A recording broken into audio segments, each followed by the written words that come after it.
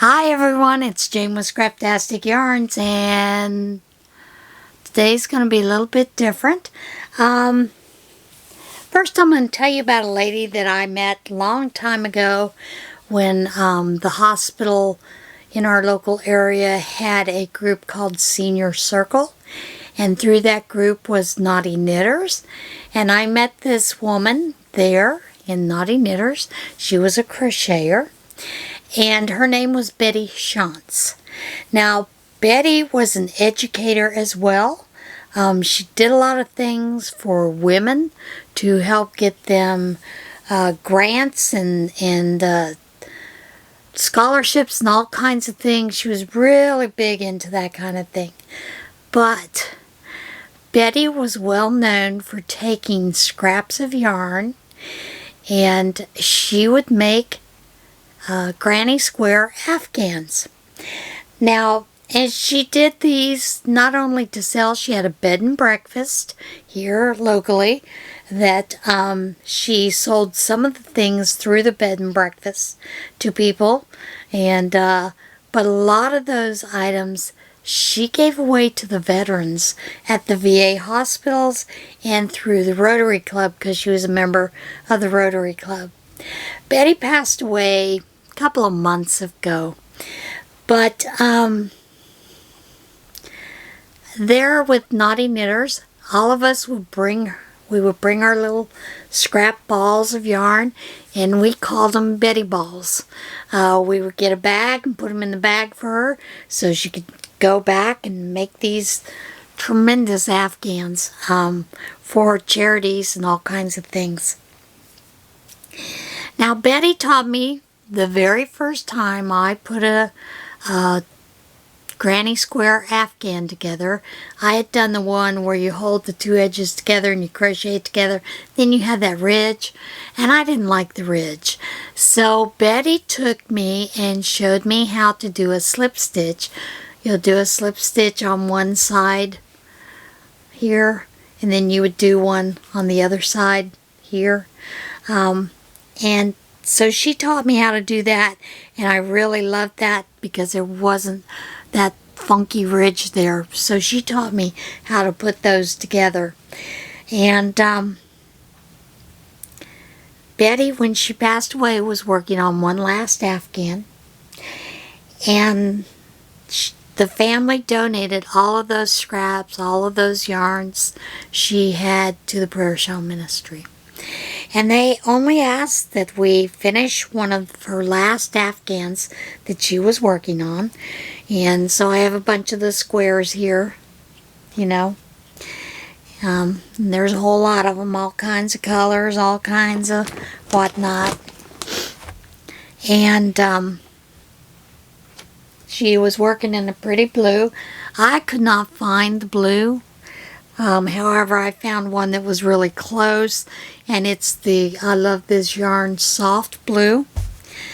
So I am doing it's 7 rounds, so that there is that nice square, and I'm hoping to be able to put this blanket together to give it to the family as a remembrance of their loved one. And it was an honor to know Betty. We went to casino trips, bus trips, you name it. We did a lot of things together. And as a Rotary, one year, we'd gone on a bus trip to Mohegan's Sun. Thomas had gone too on this trip, and I think I won $397. Thomas had won $204.12, I think. But we had been asked if we wanted to help with the Rotary Club that year because they were sponsoring a family, and this family was a gentleman. His wife had passed away. He had kidney disease and all kinds of other issues. The house was falling apart where they lived, but there was a teenage son that was in high school, just about ready to graduate, a daughter in middle school, and then one that was getting ready to start middle school. So we had decided that at that point they had a Christmas list of things that they wanted. So Thomas and I talked about it, and we decided, yeah, we'll help. are we bound by any rules? You know, is it only one gift, one thing, that kind of thing? And Betty told us you can be as generous as you want to or just give one gift.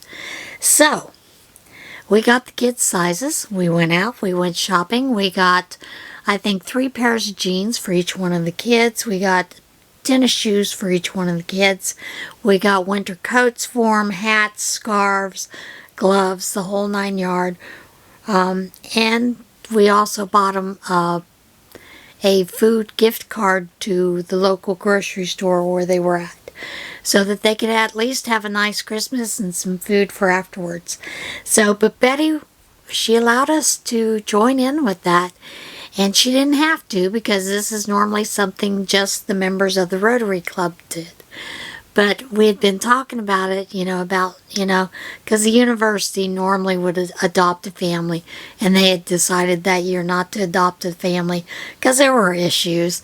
Thomas and I had always adopted one of the families, and, if they gave us a list of 10 items, we got all 10 items for them. And some of the other people at the university, and these are professors that made more money than Thomas, got upset and said, no, you only give them one gift.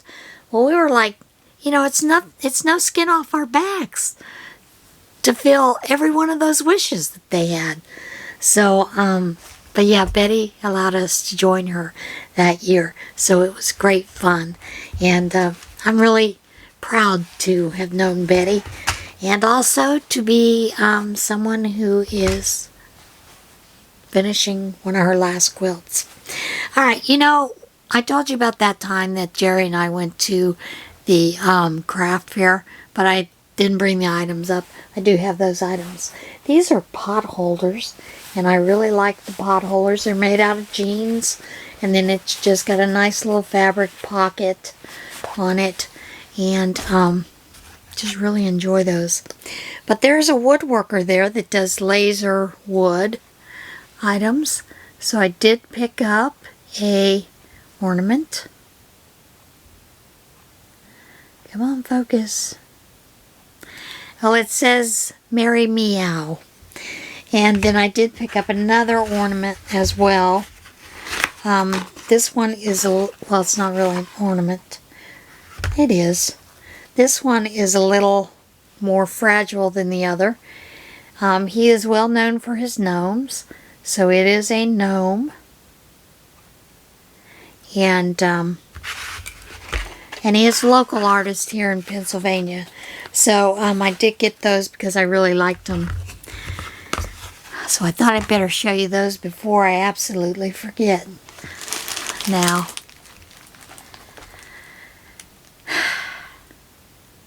Linnea sent me a gift. I sent her the cross-stitch bag, and she wanted to send me a gift. She didn't have to, but I'm really glad she did. It's turned fall here. Weather has gotten colder, and I was thinking I need to make me a fall scarf, because I don't have a fall scarf. I have a very heavy winter scarf that I have. But Linnea sent me a scarf. And it is a fall scarf, and I couldn't be happier, because now I have a scarf to wear under my jacket. So thank you, Linnea. Thank you. Thank you so much for this. It was a great gift, and you didn't have to. But that is it for this part of the podcast, because, I just don't have a whole lot to share. I've been working on those squares. Some of these were a little off, so I had to fix some of them. And so I've been doing that this week and getting those ready to go. And I have probably 20 squares that I've added the blue to. So, and I've got probably another 20 to go. So I'm still working on that, okay? So let's get on to what in tarnation. It's probably going to be another short one today. It's just that way, guys. And also we're gearing up for the Knit and Run. That is this Saturday, October the 1st. I'd really hoped that I could go join Dana and them for the Yarny Social that's in Oregon, but no. You know, they expect the coordinators to be there for the prayer shawl ministry and the knit and run, so couldn't go this time, but I am planning on hopefully going next year for that. All right, what in tarnation? Deer rescued from mesh hammock in the Florida Keys. You know, sometimes you have to wonder how animals get caught up in these things. They can get into some of the strangest things, can't they? Sheriff's deputies in Florida came to the rescue of a deer found entangled in a mesh hammock. The Monroe County Sheriff's Office said deputies Jonathan Lane and Ty Torres, nose itches, responded Thursday when Larry Tinkler of Gary's Plumbing and Fire called to report a key deer was entangled in a mesh hammock on the Big Pine Key. The deputies, working together with Tinkler and the U.S. Fish and Wildlife Service officer, spent about 20 minutes cutting through the rope of the hammock and the wood it was attached to in order to free the buck. The deer was not seriously injured and was released back into the wild, and there's a picture of it. Now this video is awful cute. You know, I have a fear of alligators and crocodiles, but they do look cute when they're having fun. Alligator floats along the Lazy River in Illinois Water Park. An Illinois water park marked the end of the summer season by letting one last visitor float along the Lazy River, and that was an alligator. The Scoville Zoo brought G, a 39-year-old alligator, to Splash Cove in Decatur to officially become the last visitor to the park to float on the Lazy River. Splash Cove officials said the last human visitors were at the park several weeks ago, allowing enough chlorine to naturally burn off the water for it to become safe for the reptile to take a swim. A video posted to Facebook by the Scoville Zoo shows G floating in the Lazy River and crawling along the bottom of the water. He loved freshening up on his swimming skills, floating in the river current, and let us know that he enjoyed his trip to the Lazy River by refusing to leave, the post said. G finally decided to come out and then basked in the sun on the concrete deck for a few minutes before safely venturing back to his home at Scoville Zoo. The zoo said officials hope to make the Lazy River visit an annual event for G. And that is sweet. And he looks like he's having a good time. Kitten. Inside wall. Kitten rescued from inside wall of Massachusetts home. Animal control officers in Massachusetts came to the rescue of a 5-week-old kitten that spent days trapped inside the wall of a home. The Dedham Police Department said in a Facebook post that animal control officers responded to a home where a resident had heard a kitten crying for a few days before realizing the sound was coming from inside a wall. The officers determined the kitten was trapped inside an opening in the exterior wall. Officers attempted to lure the cat out with food, but the baby feline fled back into the wall whenever it was approached by humans. The officers were finally able to block the opening behind the kitten when it came out for food, allowing them to grab the 5-week-old animal. The kitten, now dubbed Rowena, was taken to Animal Rescue League for care and veterinary attention. The feline will eventually be made available for adoption, the post said. And it's an awful cute kitty. Florida. Beer cans all over the place. Crash involving 5 semis covers Florida highway in beer cans. A Florida highway was littered with hundreds of cans of beer early Wednesday morning as a result of a crash involving 5 semi-trucks and a pickup, police said. The Florida Highway Patrol said 2 semi-trucks stopped on Interstate 75 in Hernando County about 6 a.m. Wednesday, after one of the vehicles rear-ended the other, and 3 other semi-trucks and a pickup truck then became involved in the crash. The last semi-truck to strike the dropped vehicles ended up spilling its load of Coors beer on the roadway. No serious injuries were reported from the incident. FHP said all lanes of traffic were reopened around noon. Now, I have some people that say that wasn't a waste of beer, and I have other people that say that was a really bad waste of beer. Who knows? I don't drink, so I don't care. Arctic fox found scratching at Tennessee woman's door. Animal rescuers in Tennessee said they are now caring for an exotic fox that was found scratching at a resident's back door to be let inside. Juniper Russo, the owner of For Fox's Sake Wildlife Rescue, said a woman contacted the organization a few days ago to report a silver fox was scratching at her back door on Soddy Daisy. And Russo arrived to discover the animal was an Arctic fox. Russo shared photos of the fox on social media and was soon contacted by the animal's most recent caretaker. The man said the fox, Cooper, had belonged to a friend, but he took the fox to his own home after the pet showed signs of neglect. The habitat that he built for Cooper wasn't really suitable for a fox, and he was able to break out pretty quickly, and that's how he ended up, at a stranger's house pawing at the door, Russo told WTVC-TV. Russo said the man agreed to surrender custody of Cooper to a sanctuary, and she started him on prescription food to help him gain weight.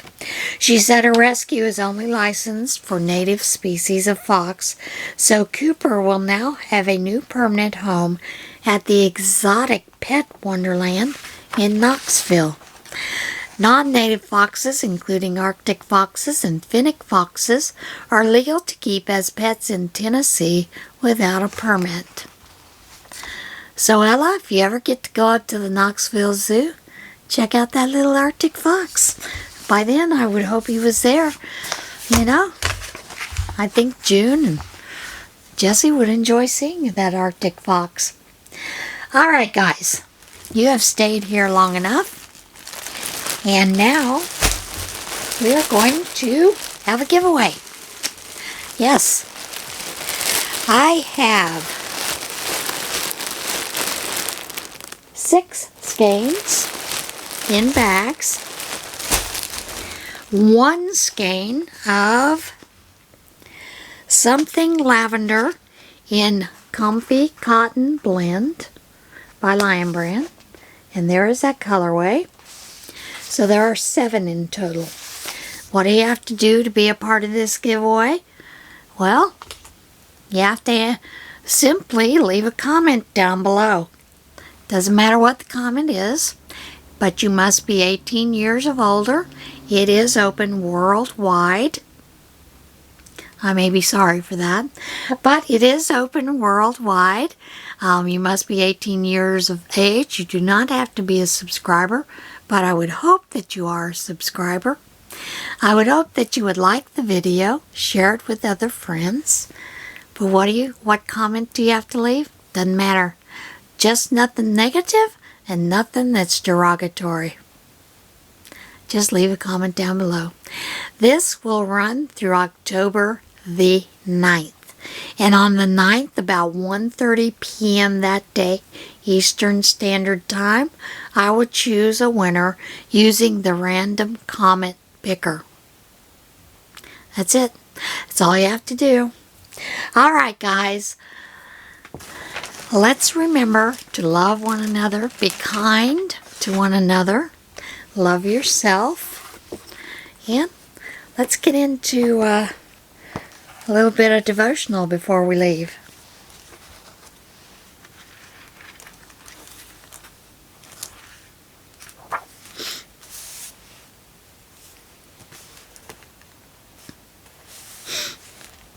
Are you ready?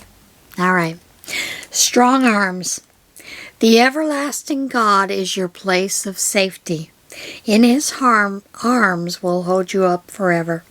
Deuteronomy 33:27, the NCV version. In comedy, it's not uncommon to see a character lean against an unstable surface only to fall as they realize they misplaced their trust. What looked like a wall was actually a revolving door. Arms flail, legs fly, and we laugh. It's a little less funny when we're the ones flailing. God wants only stable surfaces for us to lean against, which is why we are called to trust him with all our hearts. Popularity, financial success, knowledge, and even relationships are ultimately just revolving doors. How can you trust God's timing, plan, and provision over everything? And sometimes that's hard to do. Sometimes we don't feel like we can trust that. So, there you go. That's today's devotional. And we'll see you again next week. All right, everybody. Be kind to one another. Get out there and see this big, beautiful world. Okay? Because it is beautiful. Oh, one other thing. Did you guys watch the NASA Live where they directed something to the Dimorphos asteroid that was headed straight for Earth? They did a directional to redirect it, and it was successful. I hope you guys saw that. If not, I'm sure there'll be replay all over the place. It's amazing what we have done through technology in these years. All right, guys. See you guys again soon. Bye.